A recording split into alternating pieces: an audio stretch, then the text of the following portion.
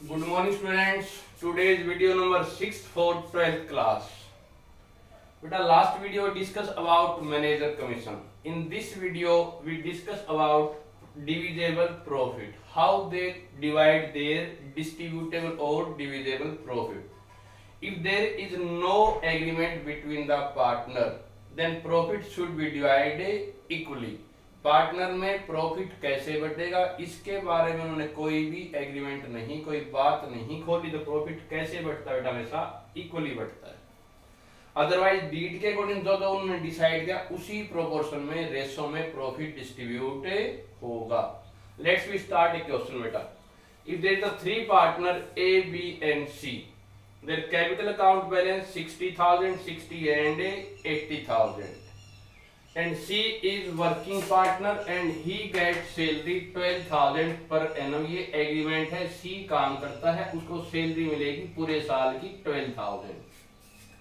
Already current account balance is also given. बेटा कई बच्चों के डाउट था कि करंट अकाउंट कब बनेगा। बेटा करंट अकाउंट का बैलेंस क्वेश्चन में गिवन होगा तो मींस उनकी कैपिटल क्या बेटा? फिक्स है।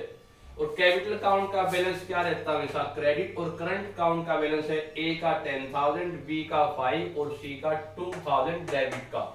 तो करंट अकाउंट बैलेंस में भी क्रेडिट और डेबिट। यहाँ पे करंट अकाउंट का बैलेंस है तो यहाँ पे नंबर ऑफ अकाउंट्स 2 बनेंगे, एक कैपिटल अकाउंट और एक क्या बनेगा बेटा? यहाँ पे करंट अकाउंट। मींस उनकी कैपिटल फिक्स है तभी करंट अकाउंट बनता है बेटा। एग्रीमेंट के अकॉर्डिंग इंटरेस्ट ऑन कैपिटल हम किस रेट से देते हैं? 5%। तो 60,000 के ऊपर 5% के रेट से 3,000, 60 में 5 3,000, 80 में 4,000 at the rate of 5%। Partner ने क्या डिसाइड किया भाई? प्रॉफिट का पर ईयर हम 10% ट्रांसफर टू जनरल रिजर्व। जितना प्रॉफिट होगा सारा डिवाइड नहीं करेंगे, उसमें से कुछ रुपए इन फ्यूचर के लिए बचा के रखेंगे। How much amount? 10%। और प्रॉफिट को वो किस रेशो में डिवाइड करेंगे? This is a important topic, this is today's topic बेटा। प्रॉफिट को वो कैसे कैसे बांटेंगे वो आपको क्वेश्चन में गिवन होगा। और वहां पे कैसे बांटेंगे, डिवाइड करेंगे, नहीं गिवन तो कैसे बांटते बेटा? Equally. According to this question जितने भी प्रॉफिट उनके बटेंगे उसमें से स्टार्टिंग के पहले 20,000 में बेटा कैसे बांटेंगे? कैपिटल की रेशो में। ये क्वेश्चन में गिवन है। तो 20,000 प्रॉफिट को कैसे बांटेंगे? कैपिटल की रेशो। यहाँ पे कैपिटल क्या बेटा? 60,000, 60 और 60। इनकी प्रोपोर्शन, इनका रेशो हमारा क्या बनेगा बेटा? यहाँ पे 4 0 कट हो जाएंगी, 4 कट हो जाएंगी, 4। तो रेशो क्या बनेगी बेटा? 6:8, 6:8। अगले उसके बाद 30,000 प्रॉफिट कैसे बांटेंगे बेटा? 5:3:2 में। और जो बाकी रिमेनिंग बच गए उसको बांटेंगे इक्वल। यानी प्रॉफिट की रेशो यहाँ पे एक नहीं है, 3 प्रकार से डिवाइड करेंगे। यही इंपॉर्टेंट पार्ट है बेटा। और इसमें क्वेश्चन में उन्होंने प्रॉफिट कमाए हैं पूरे ईयर के 1,80,000। तो ये इस प्रॉफिट को पार्टनर में डिस्ट्रीब्यूट करने के लिए हम क्या बनाएंगे? Profit and loss appropriation account. Profit how much on they? 180 बेटा। एग्रीमेंट के अकॉर्डिंग वो क्या करेंगे बेटा? 10% ट्रांसफर टू रिजर्व। तो 180 का 10% 18,000 उन्होंने क्या कर लिया बेटा? To general reserve. Next one क्या बेटा? इंटरेस्ट ऑन कैपिटल वो किस रेट से देंगे बेटा? आगे 5%। तो ए के, बी के और सी पे कितना कितना इंटरेस्ट ऑन कैपिटल बनेगा ये लिख दिया बेटा। Third one, C is working partner, उसको क्या मिलेगी बेटा? सैलरी 12,000 पूरे साल की। ये क्वेश्चन में गिवन है। तो जितने प्रॉफिट थे उसमें से कुछ सेविंग कर लिया, इंटरेस्ट ऑन कैपिटल लगा दिया और यहाँ पे एक उसको क्या दे दिया बेटा? यहाँ पे सैलरी। अकाउंट बंद कर दो। ये साइड फालतू थी, 180 कर दिया ये, और ये साइड इक्वल कर दी। उसमें से यहाँ पे ये टोटल मैंने क्या लेस कर दिया बेटा? 18 + 12 30, 30 + 10 40 लेस कर दिए। तो रिमेनिंग प्रॉफिट उनमें कितने डिवाइड होंगे बेटा? 140। That is called divisible profit या डिस्ट्रीब्यूटेबल प्रॉफिट।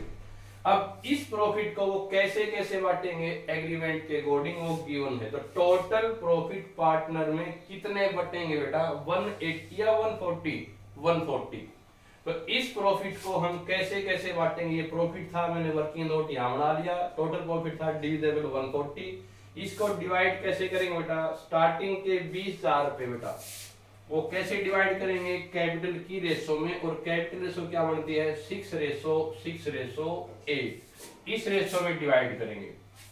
कितने टोटल 140 या उसमें से केवल 20,000, केवल 20,000 क्वेश्चन में गिवन है। तो इसको हमने बांट दिया बेटा कैपिटल की रेशो में। ये रेशो कैसे आई बेटा 40 कट 40 कट और 40 6:8। अब नीचे क्या आएगा बेटा, इसका हमेशा टोटल आता है 6 + 6 12 + 8 20। तो ये इसका एक आएगा बेटा 6/20। ये कट जाएगा 1000 20 से, तो यहाँ पे 6000 और यहाँ पे 8000। टोटल प्रॉफिट में से 20,000 प्रॉफिट हमने बांट दिए, तो रिमेनिंग प्रॉफिट हमारे अब क्या बच गए बेटा यहाँ पे 1,20,000 रुपए। इसमें से अगले 30,000 निकाल लिए, और वो कैसे बांटेंगे, क्वेश्चन में गिवन है 5:3:2 में। तो 30,000 को हम बांटेंगे 5:3:2 में। तो यहाँ पे नीचे क्या है बेटा, इसका टोटल 5 + 3 8 + 2 10, 5/10 इसका आएगा ए का बेटा। ये 3000 डालेगा तो 15,000, 3 3 9,000 और 3 2 6,000। टोटल 20 को बांटा कैपिटल रेशो में, अगले 30 को बांटा 5:3:2 में। रिमेनिंग प्रॉफिट अब हमारे क्या उसके बेटा यहाँ पे 140 से 20 का 120 बच गए थे, 120 से 30 और बांट दी, रिमेनिंग बच गए हमारे 90,000। इसको वो कैसे डिवाइड करेंगे, क्वेश्चन में ऑलरेडी गिवन है इक्वली। तो इक्वली बांट दिया, तो नीचे क्या है बेटा पे 1 + 1 + 1 3 1/3 बेटा। तो ये आएगा 30,000 बेटा। तो हर एक का कितना कितना प्रॉफिट आएगा बेटा 30,000। तो टोटल प्रॉफिट में से ए को कितना पार्ट मिला बेटा 20 में से 6 मिल गए, 30 में से 15 और 90 में से 30। तो टोटल सेल ऑफ प्रॉफिट आ जाएगा ए का 51,000 और बी का आ जाएगा बेटा यहाँ पे 45,000 और सी का आ जाएगा बेटा यहाँ पे 44,000।